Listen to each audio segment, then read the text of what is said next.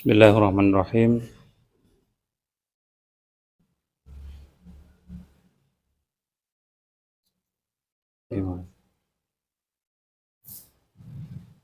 Assalamualaikum warahmatullahi wabarakatuh.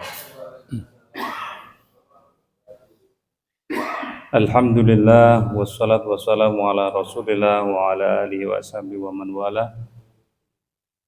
Asyhadu an la ilaha illallah wahdahu la syarika lahu wa asyhadu anna Muhammadan abduhu wa rasuluh.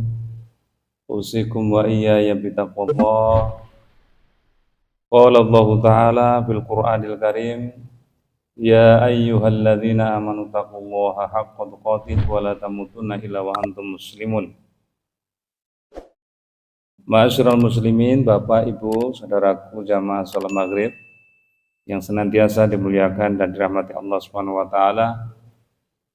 Tiada kata yang pantas kita haturkan pada malam yang penuh berkah ini kecuali menghaturkan puji-pujian kehadirat Allah Subhanahu wa taala atas nikmat yang Allah berikan kepada kita berupa diberikan panjang umur dan nikmat kesehatan serta rezeki yang lainnya. Hadirin rahimakumullah. Baik, untuk mempersingkat waktu kita melanjutkan tema kajian akidah Islamnya. Malam hari ini temanya adalah ibadah, yang mana akan kita bahas pengertian dan juga macam-macam ibadah. Hadirin rahimakumullah, ibadah kalau kita ungkap dari segi bahasa secara harfiah, yaitu artinya berasal dari kata abada ya'budu, artinya menyembah atau tunduk atau patuh atau taat, itu ibadah, ibadatun. Ibadah yaitu merendahkan diri serta tunduk.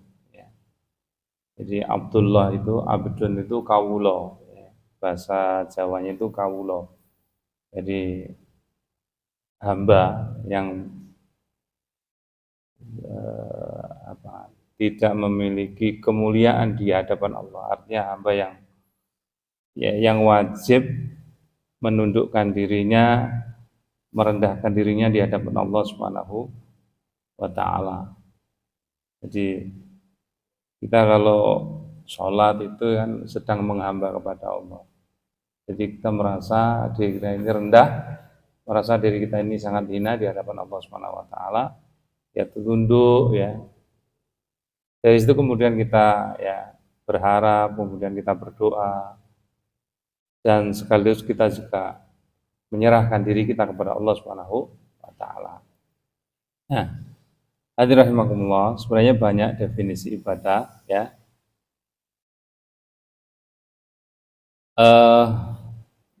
berikut adalah definisi ibadah. Yang pertama, ibadah itu artinya taat kepada Allah dengan melaksanakan perintah Allah melalui lisan para rasulnya. Di ibadah itu taat patuh kepada Allah Subhanahu wa taala. Maka dalam sebuah ayat di dalam surah Az-Zariyat ayat 56 Allah berfirman, "Wa ma khalaqtul jinna wal insa illa liya'budun." Wa ma khalaqtul jinna, dan tidaklah aku ciptakan jin, wal insa, dan manusia, illa, melainkan, liya'buduni, agar supaya mereka jin dan manusia itu tunduk patuh kepadaku. Hadirin rahimakumullah. Yang kedua, itu ibadah itu merendahkan diri kepada Allah Subhanahu wa taala. Yaitu tingkatan tunduk yang paling tinggi disertai dengan rasa mahabbah, kecintaan, kecintaan. Nah, hadirin rahimakumullah, ini definisi yang kedua. Jadi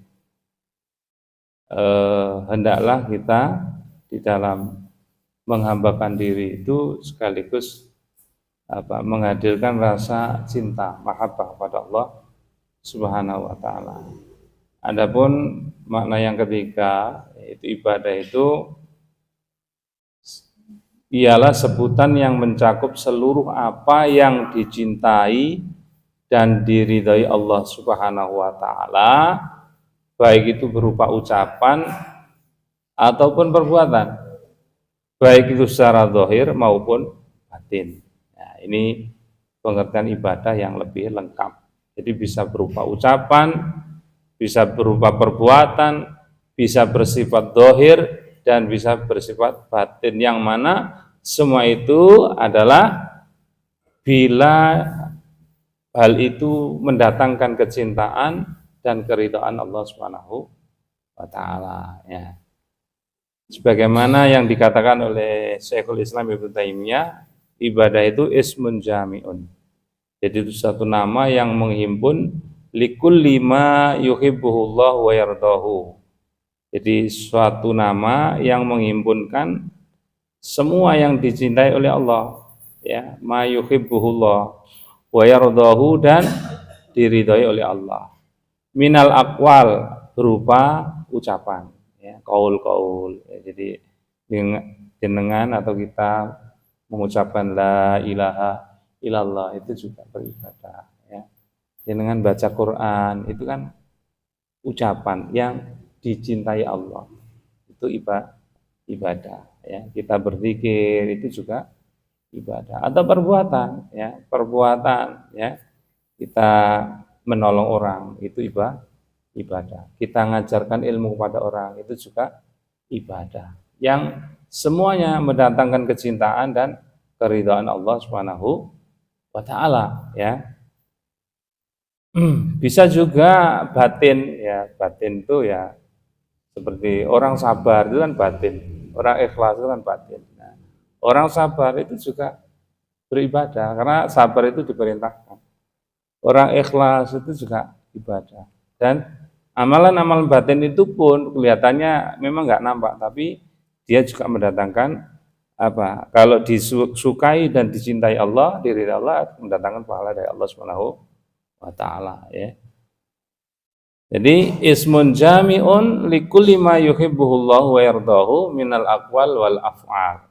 Jadi bisa berupa perkataan dan bisa berupa perbuatan, ya. Adz-dzahirah, baik itu yang nampak, wal batinah maupun yang tersembunyi. Nah, ini definisi ibadah secara lengkap, ya. Makanya kalau orang mengatakan ibadah ya hanya sholat 5 waktu, itu belum benar, ya, masih keliru, ya. Ibadah itu ya semuanya, nanti kemudian diklasifikasikan lagi menjadi ibadah madhoh, ibadah ghairu madhoh. Ya, ibadah madhoh itu yang tata caranya sudah ada, ya, jadi ya, sudah ada ketentuan bakunya. Sedangkan ibadah ghairu madhoh seperti muamalah itu kan hanya prinsip-prinsipnya. Misalkan kalau kita dalam hal bermuamalah, ya, tidak ada unsur riba, tidak ada unsur menipu, ya, gharar, tidak ada unsur mendolimi. Jadi tapi teknisnya ya beda zaman beda, ya, beda. Nah, ini rahmatullah. Ibadah, ya, itu terbagi menjadi pertama ibadah hati, tadi seperti ikhlas, ridho, sabar, ya, tawakal, itu ibadah hati, ya.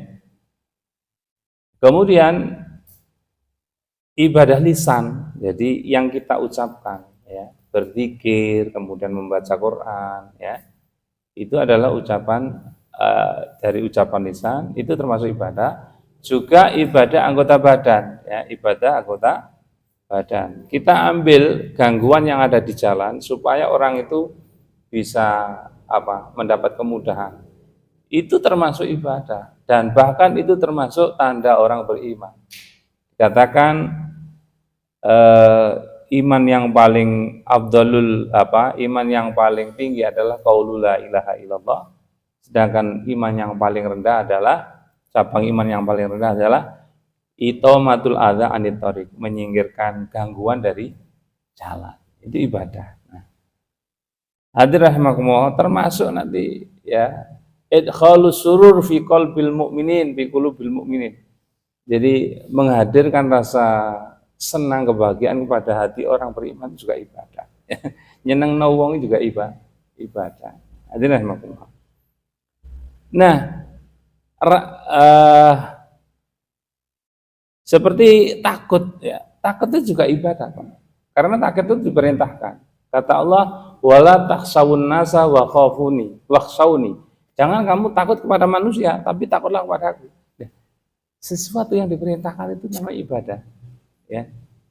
Kalau kita takutnya kepada Allah itu benar, itu ibadah. Tapi kalau takutnya kepada selain Allah, ya itu malah dilarang karena bisa syirik. Ya. Karena hakikatnya selain Allah itu tidak bisa mendatangkan manfaat dan begitupun tidak bisa mendatangkan madarat. Kemudian roja itu berharap. Ya. Berharap ini juga sesuatu yang diperintahkan oleh Allah Subhanahu Wa Taala. Ya. Berharap itu roja itu juga ibadah, ya. Ibadahnya hati, ya. Ibadahnya hati. Kemudian cinta, mahabbah, ya itu juga ibadah hati. Tawakal, ya, tawakal itu menyerahkan semua kepada Allah Subhanahu Wa Taala. Roghbah, ya. Kemudian roghbah dengan takut, khauf itu hampir sama, ya. Itu semua itu ibadah qalbiyah, ibadah yang berkaitan dengan hati, ya, berkaitan dengan hati. Nah, sedangkan yang setiap hari kita lakukan seperti sholat, ya, zakat, haji, bahkan termasuk jihad, ya, itu semua mengikut sertakan anggota badan, sehingga termasuk ibadah badaniyah sekaligus di situ ada qalbiyah. Ketika orang sholat itu badaniyah dan qalbiyah, karena zahirnya menghadap Allah, qalbiyahnya juga menghadap Allah Subhanahu Wa Ta'ala. Bahkan kita diperintahkan anta'budallah, hendaklah kau menyembah Allah ka'annaka tarahu, seolah-olah engkau itu melihat Allah. Jadi kalau kita ingat pesan ini, kita kalau sholat itu nggak boleh pikirannya gerambiang kemana-mana. Wongnya ning masjid tapi pikirannya di luar masjid. Ya, sik kebayang tadi urusan sebelumnya. Maka di antara untuk menghilangkan atau untuk menghadirkan kekhusyuan itu dan untuk menghilangkan kegiatan kita sebelum sholat itu disuruh sholat yang ringan, ya, tahiyatul masjid, qobliyah, sehingga masuk inti sholat yang wajib itu kita sudah bersih dari gangguan. Nah, termasuk mematikan HP, Pak, ya. itu ganggu sholat itu. Nah, hadirin rahimakumullah.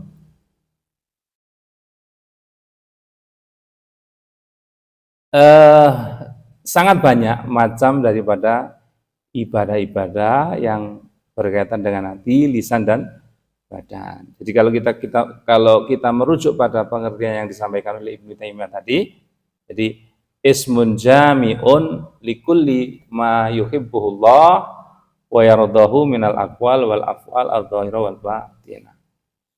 Nah, maka semua orang, semua hamba beriman itu punya potensi untuk mendapatkan pahala dari berbagai macam ibadah-ibadah yang bisa dia lakukan, ya.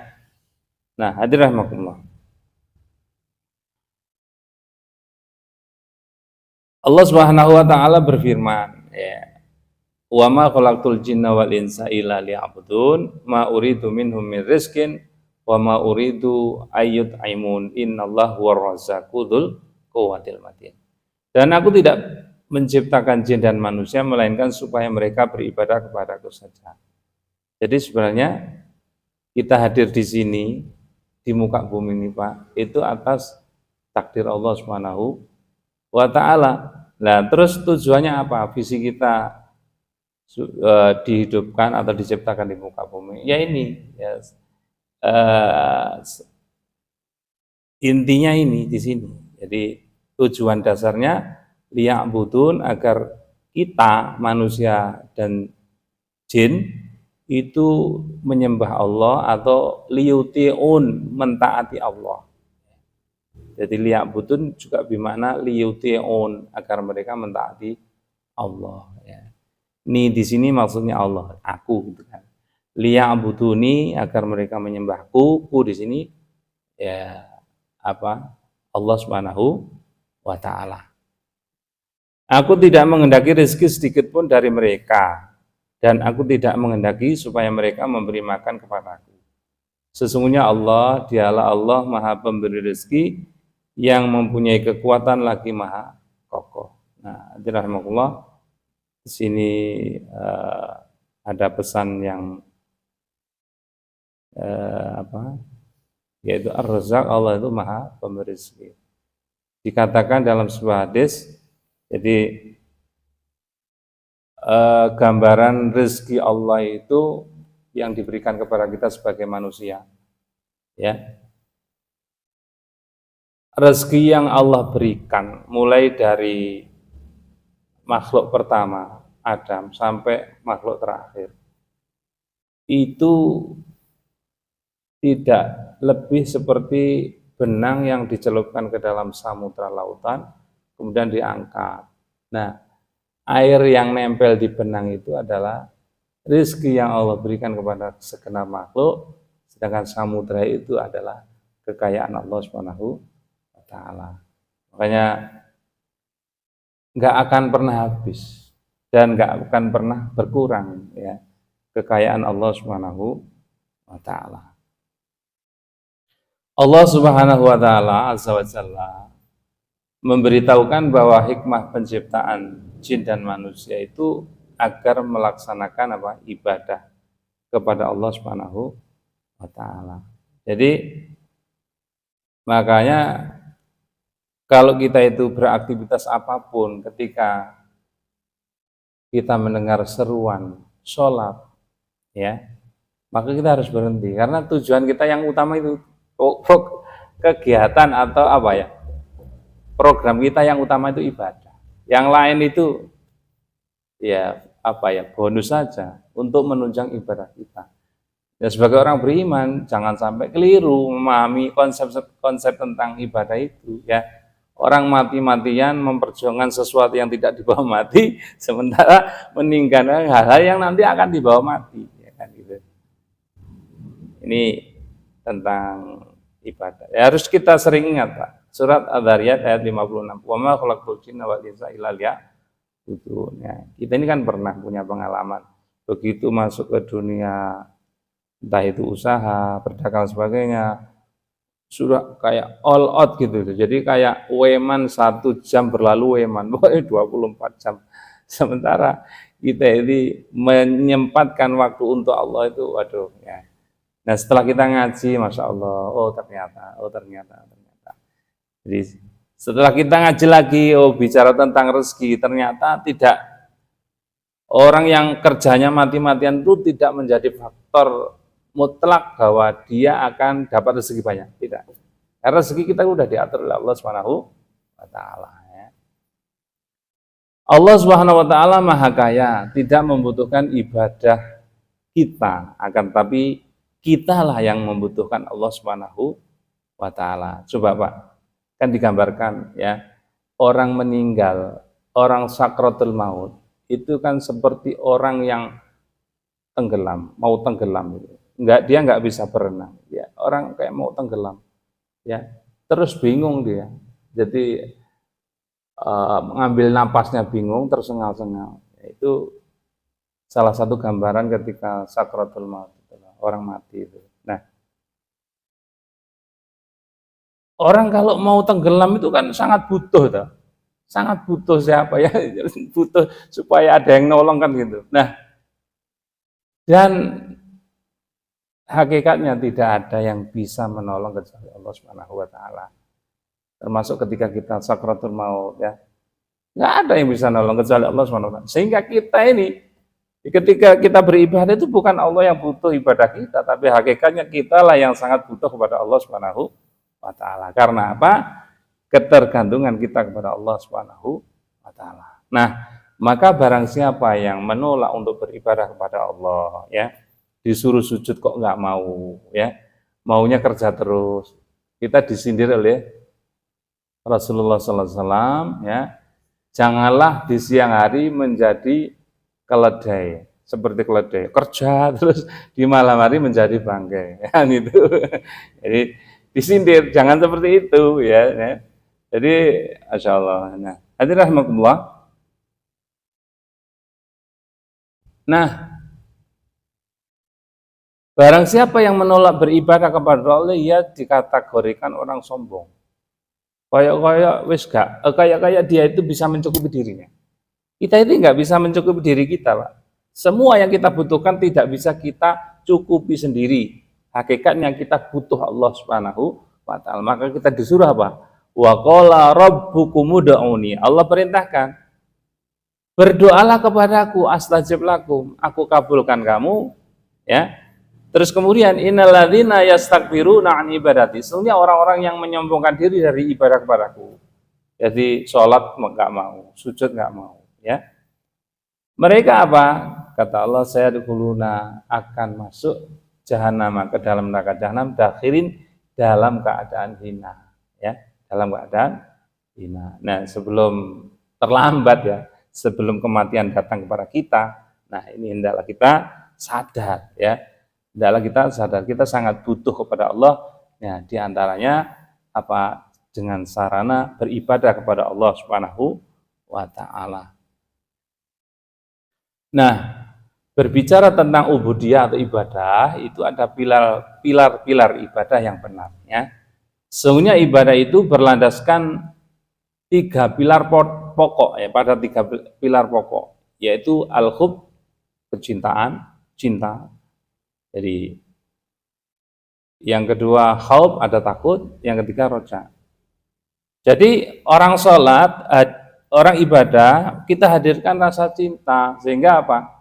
Tidak tergesa-gesa. Jadi begitu salam, Yusuf sempat pikir, astagfirullah, lah pokok istighfar, seneng aku. Semoga apa? Allah itu dengan istighfar, ya, memudahkan urusan saya, kemudian mengampuni dosa saya, kan gitu. Kita tuh merasa, ya, kalau sudah semakin kita itu beriman, Pak, semakin kita banyak ilmu wawasan kita, wah, innal mu'mina yaradunu bahu ka'anahu fi aslil jabal. Orang beriman itu kalau melihat dosa, perspektifnya itu seolah-olah dia itu berada di bawah gunung. Ya khaufu ayyaqa alaihi, dia khawatir, takut gunung itu nanti akan roboh, akan menimbun dirinya. Wa innal mujrim, sementara orang yang biasa bermaksiat, yaradunu bahu kadzubabin, dia melihat dosa itu seperti apa? Seperti lalat, ya, marra al anfihi, yang lewat hinggap di apa? Di hidungnya. Jadi mek ngono. Aku tak enggak salat lah hilang kan gambane kan. Nah, tapi kalau orang beriman enggak. Wedi. Jadi lihat dosa itu, aduh, itu ya opo, ini bagaimana? Nanti Allah ngampuni apa enggak, kan gitu. Nah, ada rasa mahabbah, cinta, ya, cinta. Ya, istighfar, ya, istighfar.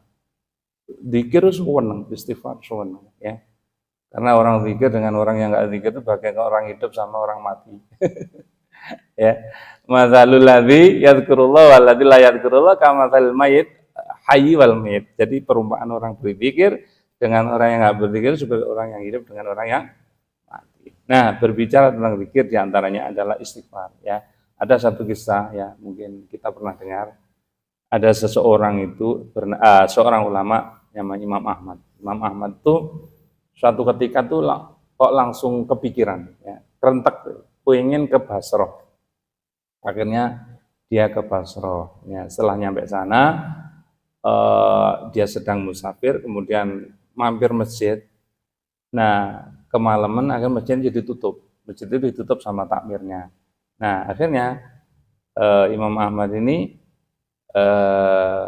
di luar, ya, di jalan, kemudian dia melihat ada pedagang roti di pinggir jalan, ya. Imam Ahmad melihat pedagang roti itu sambil buat adonan roti itu kok mulutnya komat kamit, didekati, ternyata apa? Bacaan istighfar, astagfirullah wa atubu ilaih, astagfirullah wa atubu ilaih. Nah, penasaran Imam Ahmad ini bertanya, wahai Bapak, saya perhatikan tadi Bapak kok selalu apa istighfar. Lalu langsung tanya, wahai Bapak, apa manfaat istighfar, apa yang manfaat yang kau rasakan langsung dari istighfar? Ya. Jadi Imam Ahmad tahu kan, ya, tapi orang ini dites. Ternyata kata orang ini, setelah manfaat yang saya rasakan langsung dari istighfar ini, tidak ada keinginan saya selama ini tidak terpenuhi kecuali satu. Apa itu? Saya ingin ketemu seorang ulama besar bernama Imam Ahmad. Akhirnya apa? Imam Ahmad tersenyum, ya. Berarti sekarang semua keinginan telah terpenuhi. Kenapa?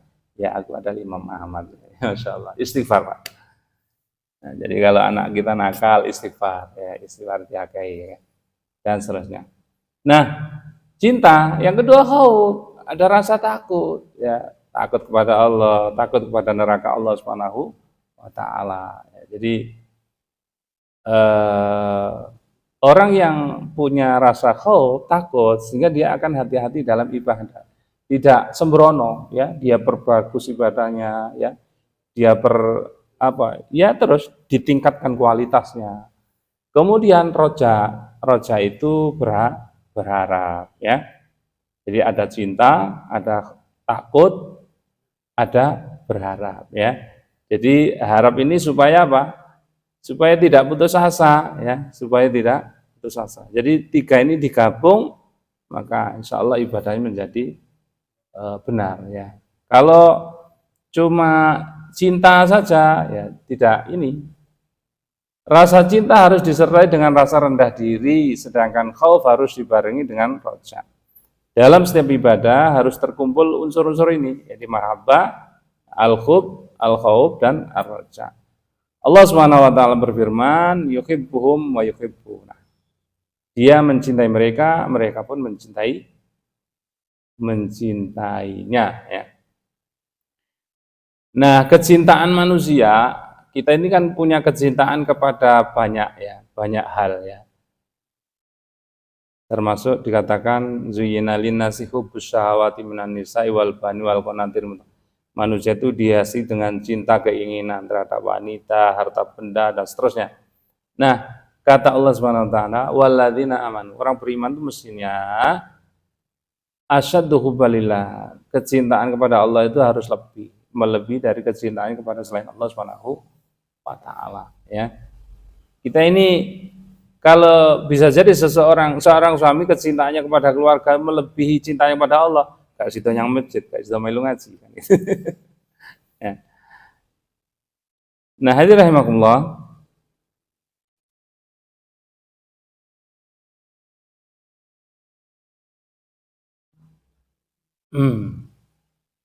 sebagian salah berkata, siapa yang beribadah kepada Allah dengan rasa cinta saja, maka ia orang zindik. Orang zindik itu apa? Orang yang munafik, ya. Kemudian siapa yang beribadah kepada Allah dengan rojak saja, harap saja, maka ia orang murji. Ya, murji itu apa? Orang murjiah, yaitu golongan yang mengatakan bahwa amal bukan bagian dari iman. Iman hanya dalam hati, ya, tidak menyertakan amal soleh. Nah, kemudian siapa yang beribadah kepada Allah hanya dengan khauf, maka ia haruri. Siapa haruri itu? Itu golongan khawarij, ya. Khawarij itu pertama kali muncul di haruri, ya. Barang siapa yang beribadah kepada Allah dengan hub, cinta, khauf, dan takut serta roja adalah harap, maka itu orang mukmin wahid, mukmin yang benar, yang mengesahkan Allah Subhanahu wa taala. Ini perlu latihan, Pak, ya. Bagaimana kita menghadirkan cinta kepada Allah Subhanahu wa taala, ya. Bukti nanti kalau kita itu sudah cinta kepada Allah, in kuntum tuhibbunallah, jika kamu sudah mencintai Allah, jika kamu benar-benar mencintai Allah, fattabi'uni. Jadi ittiba kepada ajaran Rasulullah sallallahu alaihi wasallam. Nah, berikutnya syarat diterimanya ibadah, ya, ibadah, ya. Tidak semua ibadah itu serta-merta diterima Allah Subhanahu wa taala, tidak, tetapi ibadah ini perkara tauqifiyah, tidak ada suatu bentuk ibadah yang disyariatkan kecuali berdasarkan tuntunan, yaitu Al-Qur'an dan Sunnah, ya. Apa yang tidak disyariatkan, maksudnya tidak ada dasar perintahnya. Jadi ada landasannya, ya. Misalkan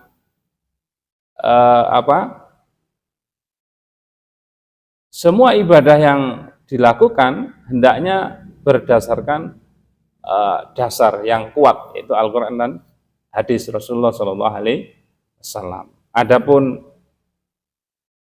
ibadah yang tidak ada dasar hukumnya, ya, tidak ada dasar hukumnya, ya, itu mardud tertolak. Sebagaimana hadis Rasulullah Shallallahu Alaihi Wasallam, man amila amalan, siapa melakukan suatu amal, laisa alaihi amruna, tidak ada dasar perintah dari kami, bahwa raddun, maka hal itu tertolak. Nah, agar ibadah diterima, ya, maka disyaratkan harus benar, dan ibadah itu tidak bisa dikatakan benar kecuali dengan adanya syarat. Yang pertama, ikhlas karena Allah Subhanahu wa taala, ya. Kita seseorang beribadah sampai jidatnya hitam misalkan, ya, tapi nek gak ikhlas cuma karena ingin mendapat pujian orang lain, ya, nggak terima, nggak sampai kepada Allah Subhanahu. Begitu pula orangnya ikhlas tapi nggak ittiba kepada Rasulullah, nggak ngikuti tuntunan Rasulullah, ya nggak bisa. Nah, hadirin rahimakumullah, bisa jadi pendeta itu orangnya ikhlas misalkan, ya, atau rahib itu, tapi nggak ittiba kepada Rasulullah Shallallahu Alaihi Wasallam. Maka pentingnya, perlunya kita itu thalabul ilm, sehingga setiap ibadah yang kita lakukan ada dasar hukumnya, dan itu menjadikan kita yakin, tidak ragu.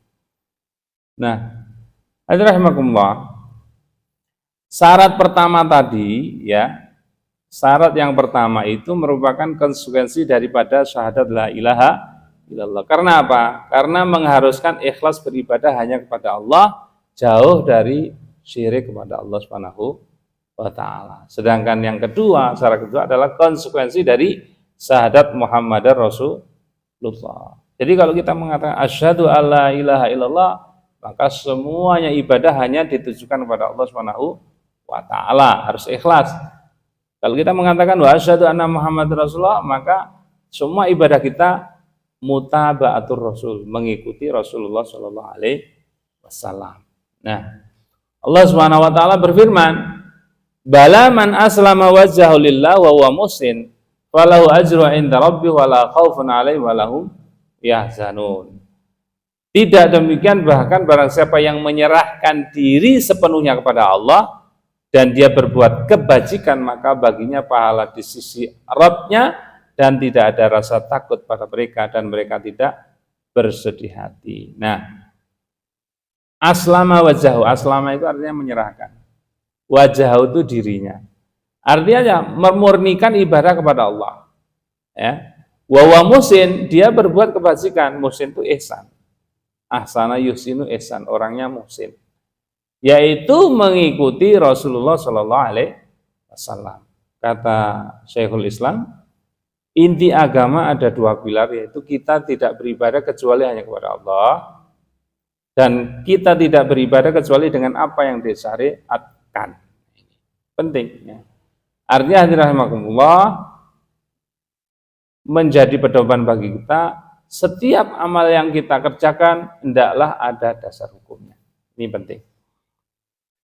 Faman kana yarju liqa'a rabbi, maka barang siapa yang mengharapkan perjumpaan dengan Tuhannya, falyamal amalan sholiha, hendaklah dia melakukan amal kebaikan, amal ketaatan. Tentunya kita bisa melakukan ini kan karena amal yang diperintahkan. Wala yusyrik, dan janganlah menyekutukan bi ibadati rabbih ahada, dalam beribadah kepada Tuhannya dengan seorang pun. Nah, ini. Jadi kalau kita ingin bertemu dengan Allah, maka falyamal amalan sholiha, lakukan amal sholih, jangan menyekutukan Allah dalam beribadah kepada Allah Subhanahu wa taala. Nah, hadirin rahimakumullah, itu adalah perwujudan daripada dua kalimat syahadat yang kita ucapkan, asyhadu alla ilaha illallah, asyhadu anna Muhammadan abduhu wa rasul. Nah, baik, rahimakumullah. Kalau ada orang bertanya, ya apa hikmah dibalik kedua syarat tadi, ya, sahnya ibadah, ya. Ini yang pertama, sesungguhnya Allah itu memerintahkan untuk mengikhlaskan ibadah kepadanya, ya kan? Wa ma umiru illa liya'budullaha mukhlishina lahuddin, surat Al-Baqarah. Wa ma umiru, tidak mereka diperintahkan illa kecuali liya'budullah, supaya menyembah Allah mukhlishina, dengan memurnikan, lahu kepada Allah, ad-dina, ketaatan, agama. Jadi agama, ketaatan itu murni kepada Allah Subhanahu wa ta'ala, bukan kepada selain Allah Subhanahu wa ta'ala. Kemudian juga firman Allah di dalam surat Az-Zumar, fa'budillaha, sembahlah Allah, mukhlishal lahuddin, dengan memurnikan ketaatan kepadanya, memurnikan ya ketaatan kepadanya. Yang kedua, sesungguhnya Allah Subhanahu wa taala mempunyai hak dan wewenang tasyri'. Tasyri' itu artinya membuat syariat. Jadi di situ ada memerintah, di situ ada melarang. Itu haknya Allah Subhanahu wa taala. Loh, kalau tiba-tiba ada orang makhluk ya memerintahkan, ada makhluk membuat larangan, dan ternyata bertentangan dengan perintah dan larangan Allah Subhanahu wa taala. Lah ini enggak boleh, mau makhluk kok. Ala lahul khalqu wal amru.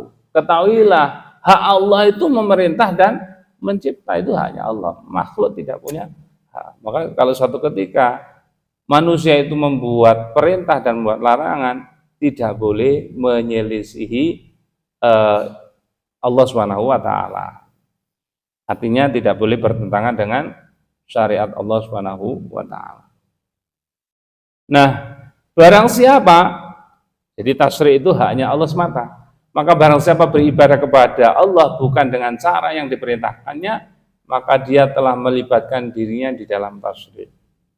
Jadi ada orang kok membuat syariat sendiri, nah ini berarti wah dia menandingi Allah Subhanahu wa taala.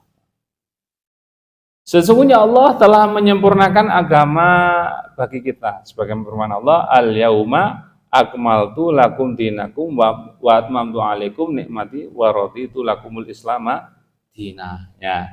Jadi kalau orang itu kok tidak puas dengan perintah Allah dan Rasul, dengan syarat-syarat yang ada, kok kemudian dia keluar dan membuat syariat baru, nah dia menuduh syariat Allah itu enggak lengkap, enggak sempurna.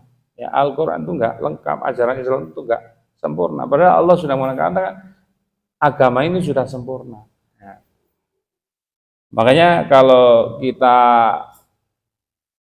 waktu kita ini mungkin tidak cukup kalau kita habiskan untuk mengikuti Al-Quran dan Sunnah, termasuk ajaran Rasulullah SAW. Makanya dalam hal beragama kita tidak boleh berkreasi, ya.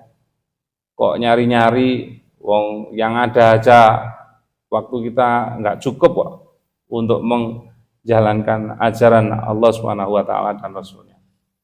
Nah, hadirin rahimakumullah, kalau sekiranya boleh bagi setiap orang itu untuk beribadah dengan caranya masing-masing, dengan kehendaknya masing-masing, ya, maka setiap orang itu memiliki caranya tersendiri dalam ibadah, sehingga waduh kacau. Makanya kita diberikan haluan oleh Allah, wa ma atakumur rasulu fakhudhuhu. Apa yang diperintahkan Rasul jalankan, ambil, wa ma nahakum anhu fantau. Apa yang dilarang jauhi. Lagi-lagi agar kita ibadah kita ini bagus, benar, tidak menyalahi syariat, kuncinya bil ilmi, dengan belajar. Baik, hadirin rahimakumullah. Sekali lagi tentang ibadah, ya. Ibadah itu memiliki keutamaan, ya. Jadi ibadah di dalam syariat kita, syariat Islam itu merupakan tujuan akhir yang dicintai dan diridhai oleh Allah Subhanahu wa taala. Karenanya lah ibadah inilah tujuannya Allah menciptakan manusia, ya kan? Allah mengutus para rasul. Rasul itu diutus oleh Allah untuk apa? Untuk membimbing manusia untuk cara beribadah kepada Allah seperti apa. Kita itu kalau nggak ada rasul, waduh, kok mikir cara beribadah kepada Allah, bingung. Kita bersyukur sekali kepada Allah. Allah hadirkan Rasul di antara manusia, ya, pilihan Allah, manusia yang dipilih oleh Allah untuk membimbing kita cara kita mengabdikan diri, menghambakan diri kepada Allah. Itu ikut caranya Rasulullah Shallallahu Alaihi Wasallam.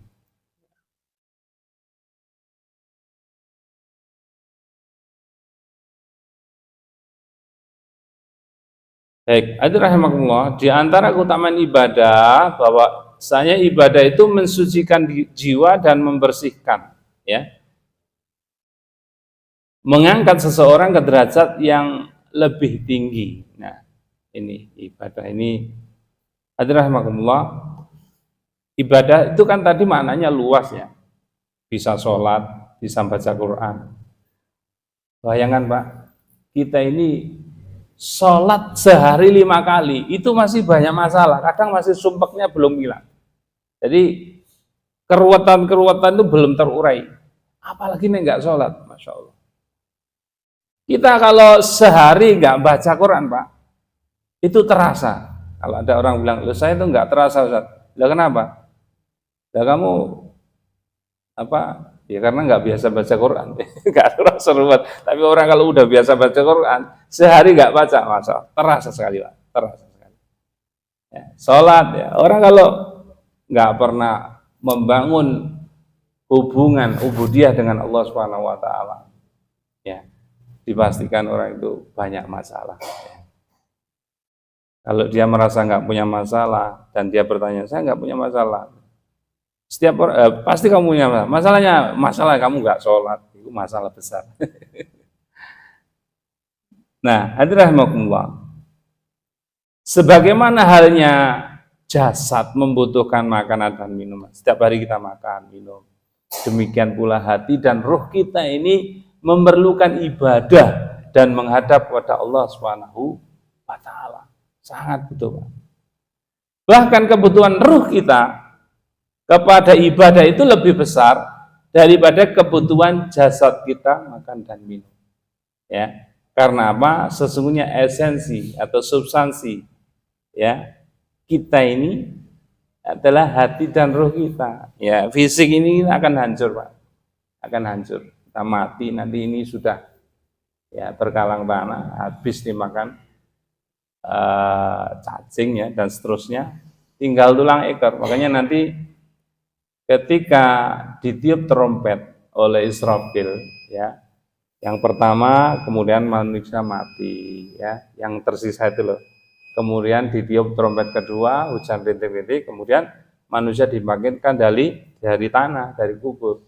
Wa idzal kuburu bu'tsirat. Nah, dari sisa tulang ekorlah itu kemudian Allah menciptakan membangkitkan dengan jasad yang baru, ya, dengan jasad yang baru. Kalau jasad yang kita ini akan hilang Pak, akan hancur.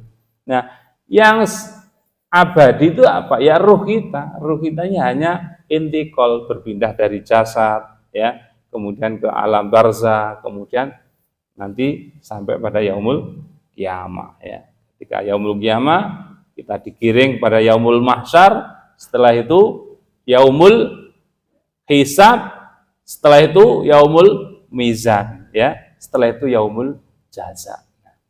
Baik, hadirin rahimakumullah. Jadi kita sangat butuh ya kepada Allah Subhanahu wa taala. Jiwa kita tidak akan pernah merasakan ketenangan, ketentraman kecuali dengan berzikir dan beribadah kepada Allah Subhanahu wa taala, ya. Ini saya singkat sebagaimana Allah katakan alladzina amanu, ialah orang-orang yang beriman, wa tatma'innu qulubuhum bi dzikrillah, ya, dan hati mereka menjadi tentram dengan mengingat Allah. Ala, ketahuilah, ingatlah, bi dzikrillah, dengan mengingat Allah, tatma'innul qulub. Jadi hanya dengan mengingat Allah lah hati itu menjadi tenang, tentram, ya, tenang, tentram, ya. Karena salah satu hikmah sholat itu ini, untuk mengingat Allah.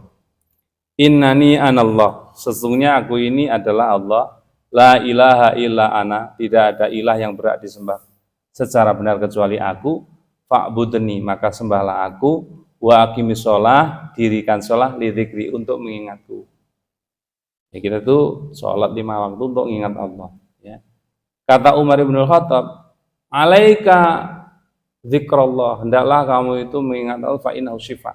Karena mengingat Allah itu obat.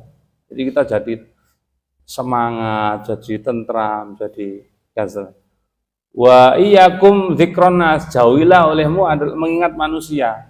Jadi kita di sini dikatakan perbanyaklah mengingat Allah karena itu adalah obat, dan janganlah buat dirimu terlalu banyak mengingat manusia karena itu adalah penyakit.